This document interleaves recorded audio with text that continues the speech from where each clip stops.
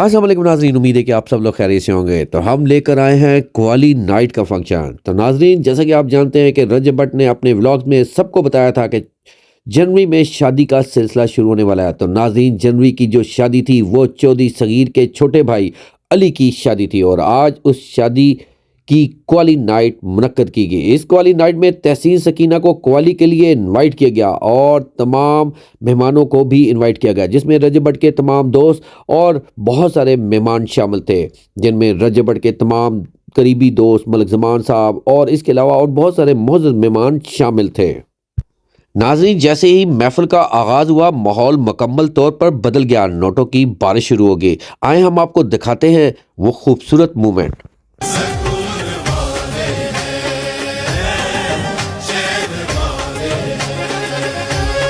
शुक्र है हम, शुक्र है हम, शुक्र है हम।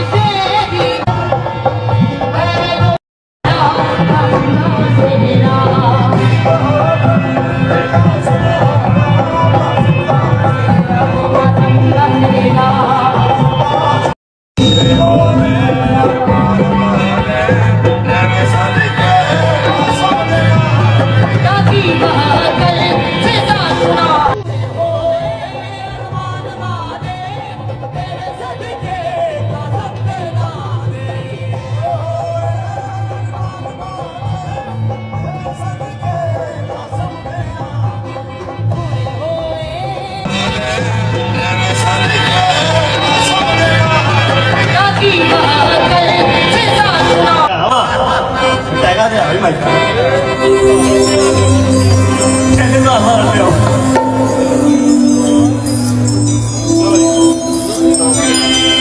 ？पूरे होए भगवाने मेरे सदके कसम के नामे सदके कसम के नामे होए भगवाने मेरे सदके कसम के नामे होए भगवाने मेरे सदके कसम के नामे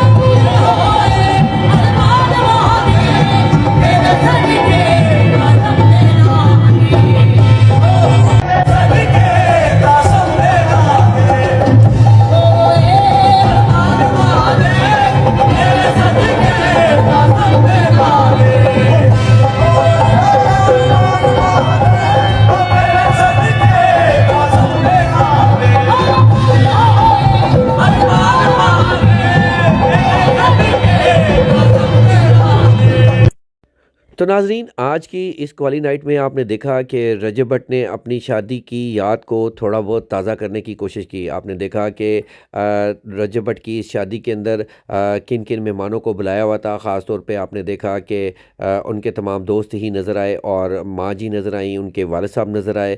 और आपने ये भी देखा कि रजब भट्ट ने जब अपनी माँ को स्टेज पर बुलाया तो वो मोमेंट कितने ही खूबसूरत थे, जब माँ जी बहुत ज़्यादा इमोशनल हो गई और रजब भट्ट भी इमोशनल हो गए और वो उन्होंने माइक पकड़ के अपनी उसी याद को ताज़ा किया।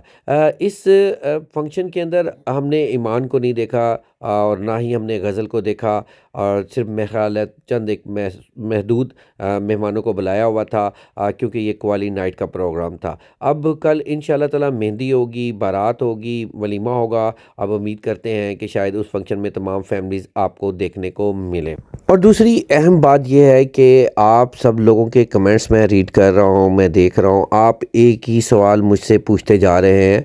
और जैसा कि मैंने पिछले व्लॉग में आप लोगों को ये बात बड़ी बड़ी वाज़ह तौर पे बता दी थी कि ईमान जो हैं वो अपने घर पर गईं, रजब भट्ट का वेलकम भी हुआ, रजब भट्ट के मूवमेंट्स भी जो हैं कुछ टिकटॉक पे वीडियोस भी आई, वो भी आपने देखे। तो इंशाल्लाह ताला रजब भट्ट का आज शाम को व्लॉग आ रहा है और वो कुछ चीज़ें आप लोगों के साथ शेयर करेंगे, उन्हीं की ज़बानी आप ज़रूर देखिएगा। बाकी आप किसी हाल में भी खुश नहीं हैं, क्या ईमान अपने घर पर हैं, क्या वो वापस चली गई हैं, इस किस्म के सवालात आप बहुत ज़्यादा पूछ रहे हैं। देखें, जितनी अपडेट है उतनी ही अपडेट मैं आप लोगों को देता हूँ और इंशाल्लाह ताला जो मैंने आपको कहा था कि वो तमाम मूवमेंट्स आपको ज़रूर देखने को मिलेंगे। और आप लोग ये भी बात जानते हैं कि रजब भट्ट की अब शादी का जो है फंक्शन शुरू हो गया, उनके सबसे करीबी दोस्त जो चौधरी सगीर साहब हैं, उनके भाई का, तो डेफिनेटली इसमें अब मेहंदी और उसके बाद बारात, वलीमा, ये तमाम फंक्शन जो हैं आप लोगों को देखने को मिलेंगे।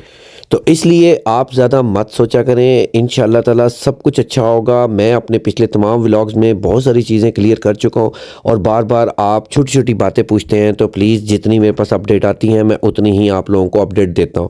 और आप लोगों को ये भी मालूम है कि रजब भट्ट के जो केस के हवाले से जो वकीलों का भी एक इशू जो है वो खड़ा हुआ है और इस वक्त जो है वो कंट्रोवर्सी भी चलती आ रही है। और आपको पता है मियां अली अशफाक का जो है वकालत का लाइसेंस भी जो है वो कैंसिल हो चुका हुआ है। उस हवाले से भी काफ़ी सारे आपने वीडियोस देख ली हैं, उसकी वजूहात भी आप लोगों को मालूम हो चुकी होंगी। इसलिए मेरे प्यारे बहन भाइयों, आप लोगों से गुजारिश है कि आप इस किस्म के सवालात मुझसे मत किया करें।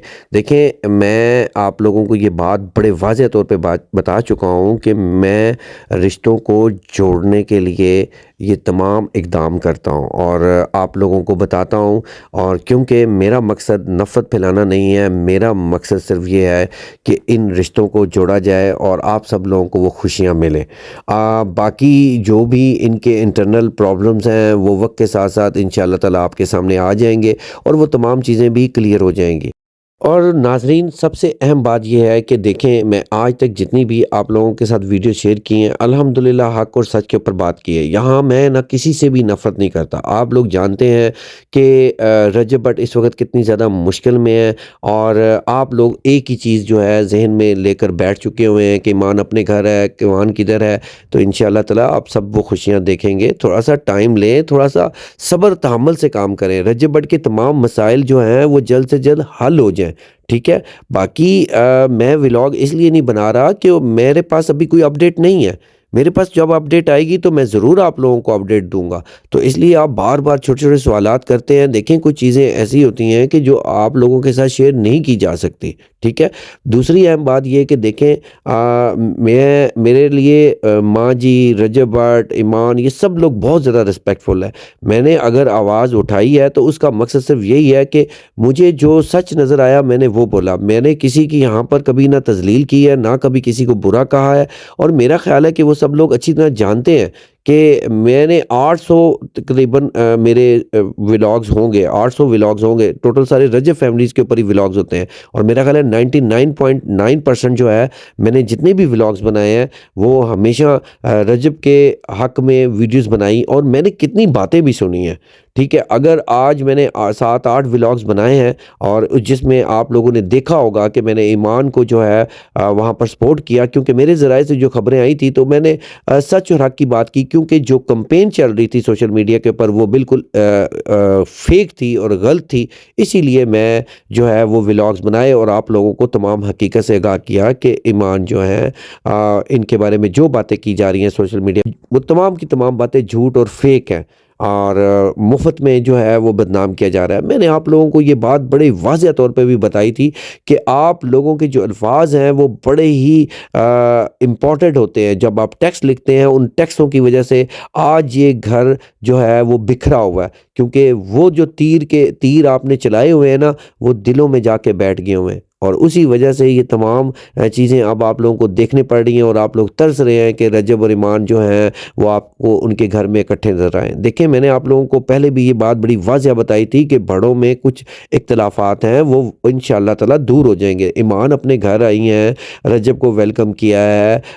आपको पता है कि लुबना आंटी को मैंने खुद देखा है एक वीडियो के अंदर, रजब जो है वो लुबना आंटी को गले लगा रहे हैं। तो ये सब लोग आप लोगों को सब चीज़ें देखने को मिलेंगी। लेकिन अब ये ना सोचें कि ईमान अपने घर क्यों चली गई है और ईमान रजब के घर में है, कहाँ पर है ईमान? ये जानने की ज़रूरत नहीं है आपको, ठीक है? रजब ज़्यादा बेहतर जानते हैं, वो अपने व्लॉग में कल क्या कहते हैं वो आप लोग देख लीजिएगा। लेकिन मैं यहाँ पर कोई कंट्रोवर्सीज़ नहीं बनाना चाहता और ना ही आपको गुमराह करना चाहता हूँ। क्योंकि यार मैं आप सब लोगों को बड़ा क्लियर एक मैसेज दे चुका हुआ हूँ और बता चुका हूँ कि मेरे लिए ये रजब फैमिली जो है वो उनकी खुशियाँ जो हैं वो इम्पोर्टेंट हैं। और मैं हमेशा सच और हक के ऊपर बात करता हूँ। मेरा यहाँ पे किसी को टारगेट करना नहीं है। मेरे लिए आप लोगों को बहुत अच्छी तरह पता है, मेरे व्लॉग्स आप पीछे उठा के देखें कि मैं माँ जी के लिए क्या अल्फाज बोला करता था, रजब के लिए क्या बोला करता था, आप लोगों को सब कुछ मालूम है। और माँ जी भी इस बात को बाखूबी जानती हैं। अगर मैंने आवाज़ उठाई है तो उस फेक न्यूज़ की वजह से आवाज़ उठाई है और वो बिल्कुल सच और हक की बात मैंने उठाई है। तो मेरा ख़्याल है इससे ना कोई नाराज़ हो सकता है, ना कुछ कह सकता है। अगर मैं किसी को उनकी पुरानी बातें याद करा के ये बताना चाहता हूँ कि ये आप इस रिश्ते के लिए आगे बढ़ें, और दोनों घरों को कह रहा हूँ, ईमान के घर वालों को भी कह रहा हूँ, रजब के घर वालों को कह रहा हूँ कि ये मसला बड़ों ने ही हल करना है। जो छोटे-मोटे इख्तिलाफ़ात हैं, हर घर के अंदर छोटे-मोटे इख्तिलाफ़ात होते रहते हैं। ये कोई नई चीज़ नहीं है, कोई रजब फैमिली में इख्तिलाफ़ात नहीं हुए। मेरा ख़्याल है कि पाकिस्तान के कितने ऐसे घर हैं जिनमें सेम एक जैसी कहानी है। तो इसलिए आप ज़्यादा परेशान ना हो कि ईमान कहाँ है, कमान नहीं है। अगर ईमान ना आती तो आप लोग क्या कहते? आप लोग तो ईमान के ऊपर कीचड़ उछालते। अब ईमान आ गई है तो अब आपको वो सुकून नहीं है। तो खुदा का वास्ता है, थोड़ा सुकून लें, आराम करें, सब कुछ अच्छा हो जाएगा। प्लीज़ आप लोगों से रिक्वेस्ट है कि इतने मैसेजेस मत करें और इस किस्म के सवालात भी ना करें, ठीक है? इंशाल्लाह अपडेट आएगी, मैं आपको दूँगा। और इंशाल्लाह ताला जितनी भी बातें आज तक मैंने ज़िंदगी में की हैं आप लोगों के साथ, ये जितने भी व्लॉग्स मैंने बनाए हैं, इंशाल्लाह ताला उनमें कोई भी झूठ नहीं है। जब भी मुझे कुछ चेंज नज़र आता है, यकीन करें कि मैं फ़ौरन आप लोगों को आगे अपलोड करता हूँ। अब ऐसा नहीं हो रहा, अब ऐसा हो रहा है, मैं आपको बताता हूँ। देखिए सिनेरियोज़ चेंज हो जाते हैं, जो चीज़ें नज़र आती हैं वो मैं आपको फ़ौरन बता देता हूँ। और कई व्लॉग मेरे ऐसे आए हैं कि मैंने एक दिन कहा कि ये चीज़ आपको देखनी पड़ेगी, अगले दिन मैंने फ़ौरन आपको उसको बताया कि ये पोस्टपोन हो गई है, ये चेंज हो गई है। ये चीज़ें मैं आप लोगों को बताता आ रहा हूँ, समझाता आ रहा हूँ, लेकिन फिर भी आप लोग बाज़िद हैं। अब मैं क्या कह सकता हूँ? बस दुआ करें अल्लाह ताला इन रिश्तों को जो है सलामत रखे और रजब भट्ट के मसलों को हल करे। रजब भट्ट इस टाइम काफ़ी ज़्यादा टेंस हैं, घर के माहौल में भी वो इतने ज़्यादा कंफर्टेबल फ़ील नहीं हो रहे। हमें जो व्लॉग्स में भी नज़र आया, चीज़ों में भी नज़र आया, और आप लोग उनके केसेस के हवाले से भी देखें कितनी कंट्रोवर्सीज़ बनी हुई है, कितने हालात ख़राब हुए हुए। तो अल्लाह ताला उनके लिए आसानियाँ पैदा करे। और मैं आप लोगों को ये वाज़ेह तौर पे बताना चाहता हूँ कि रजब भट्ट के तमाम केस ख़त्म हो जाएँगे, कोई केस नहीं रहेगा। जब रजब भट्ट बिल्कुल रिलैक्स हो जाएँगे तो आपको ये तमाम खुशियाँ देखने को मिलेंगी। थोड़ा-सा सब्र कर लें। आप इस तरह के कमेंट्स करेंगे, इस तरह की बातें करेंगे, मज़ीद कंट्रोवर्सीज़ पैदा होगी। लोग तो सिर्फ़ मौका ढूँढते हैं। पहले भी आप लोगों के ऐसे कमेंट्स की वजह से बहुत सारे हालात ख़राब हुए, शायद आप लोगों को इन चीज़ों का अंदाज़ा नहीं है। तो मैं आप लोगों के साथ वही बात शेयर करता हूँ जो शेयर करने वाली होती है, इसलिए मुझे आप इतना ज़्यादा मजबूर ना किया करें। उम्मीद है कि आपको मेरा ये पैगाम मिल गया होगा और आप मेरी बात को समझेंगे भी। अगर आप मुझ पे एतमाद करते हैं, मुझसे प्यार करते हैं, तो मेरे पे थोड़ा-सा भरोसा करें। बहुत शुक्रिया।